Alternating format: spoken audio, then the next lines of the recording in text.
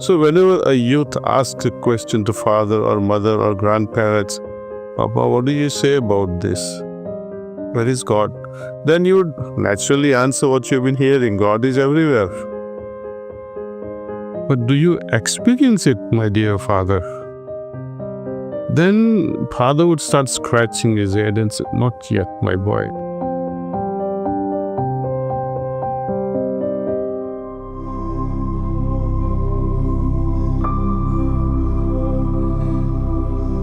Religion, spirituality, people, I think they have misunderstood and they unfortunately use these two terms interchangeably, but it's very wrong, see. Religion as it is today,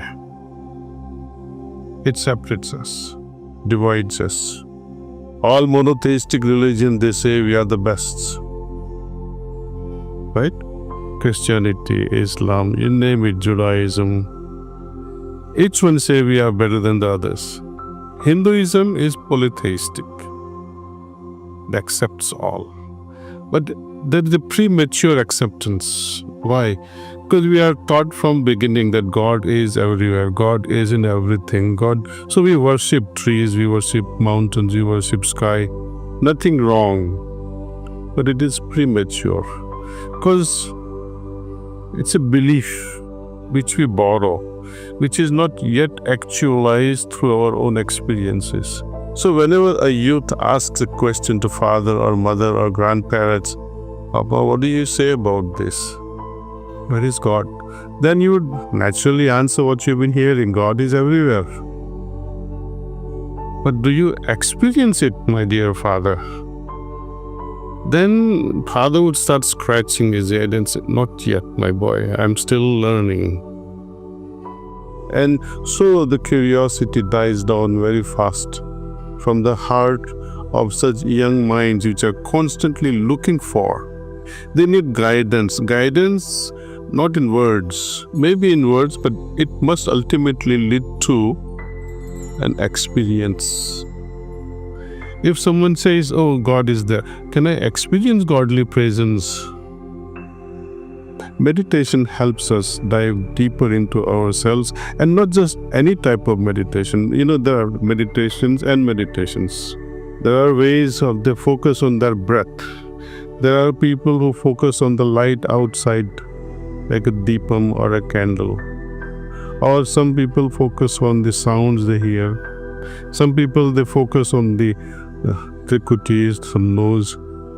But ultimately, it is all about experiencing, feeling. Are you going to feel here? No. Are you going to feel things in your stomach? No.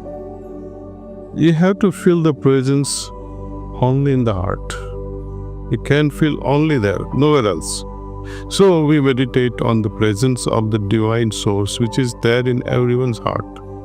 Second element of this heartfulness practice is, we have just watched prosthetics. Dr. Mehta or Mr. Mehta was explaining in detail with so much of enthusiasm what this Jaipur food has been doing worldwide.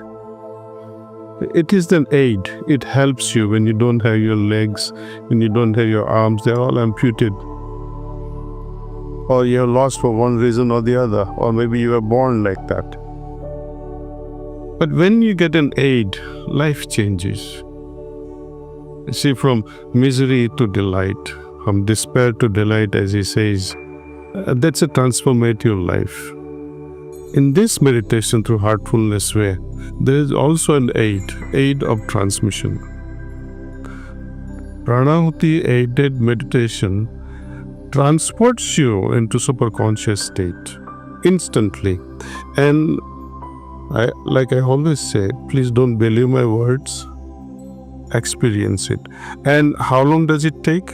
Not much, maybe 2 or 3 sessions, and you'll start feeling that inner resources or sources we already have. And with the help of this Pranahuti, meditation becomes so much of a joy. Otherwise, when you do it on your own without the help of this Pranahuti, what happens? You are stormed by so many thoughts. And after some time, though you have interest, But you lose interest because you're not able to dive deeper within yourself. You are always on the surface. So you need something like this prosthetics that can propel our consciousness to higher and higher level, that will entice us to meditate regularly, you see. Otherwise, we give up very fast.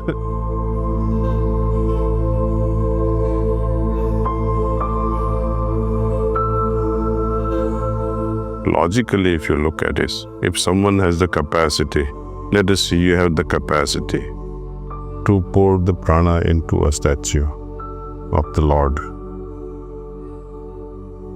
Can I not ask you, if you can do that in a mere stone, why can't you make me feel that prana in me? The statue is not going to speak whether you poured it or not. But another human being can certainly feel whether you transmitted your prana in another person or not. It is very logical, see. So here in Sahajmarg, we offer this. And this is possible only when masters of caliber, who are connected with the Absolute, with the Source, they can draw it and transmit it. And we all feel it. And slowly over a period of time, you'll see the beauty of the soul glowing, unfolding in front of your eyes within a year, 2 years, 3 years of dedicated practice. You'll see a drastic change in your lifestyle altogether. This morning I was talking to one small village in a temple, and I said the same thing, that Sahajmarg, take it as a scientific experiment. And whom are we doing this experiment on? Myself. I am the experiment, I am the experimenter, I am the experience itself, and I am the result of that experience. When I experience it myself, do I need a proof outside? No. And when I feel the presence of the Lord in my heart, do I have to look for Him outside? Let's say your husband, if you're married, and or your husband says, you are never in the house, though you're in the house. And he goes on looking around for other wives. That's what the situation is, you know. Moment we are born, until we die, that almighty soul is within us. From the very early childhood, I think most of us, almost all of us in India have seen gods, goddesses displayed in various photographs. Lord Shiva meditating, Lord Rama meditating, Yoga Purush, Lord Krishna in his yoga form, he is meditating. What are they meditating upon? Do we ask such questions? Or they're maintaining silence? Even a child of 5 years, you ask a question, do you believe in God? The child will say, yes, I believe in God. You ask 80-year-old man, you believe in God? Yes, I believe in God, I fear of God. These are the typical answers we get, whosoever we interact in our society. But when you ask a profound question, I agree that God is there, but have you experienced His presence? Then we start scratching the head. Then there will be a long pause for the answer. So belief in the presence of God is good. Knowledge is good. But once we experience, the belief has a value, that knowledge has a value. Without experience, belief and knowledge remains hollow.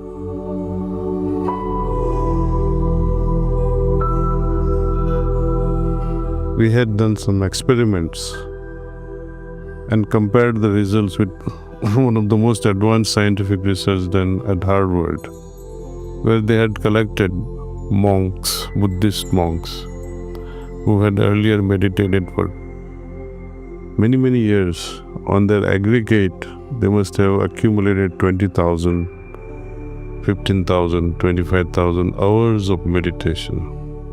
Now when they put electroencephalograph on their head, a lot of probes to measure what is going on in their mind during meditation, they would arrive at state of samadhi-like state after about 10 minutes, 15 minutes. But with Sahaj Marg, this heartfulness way, we are able to get into that state in the very first session of meditation.